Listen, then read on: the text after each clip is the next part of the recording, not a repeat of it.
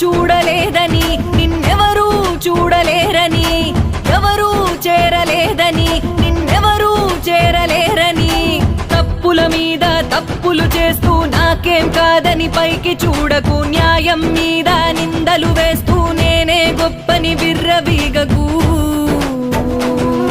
ఆ పరమేశ్వరుని మూడో కన్నే అన్నీ చూస్తుంది, శిక్షలు వేస్తుంది, తప్పించుకోలేవులే. నమః శివాయ నమః శివాయ.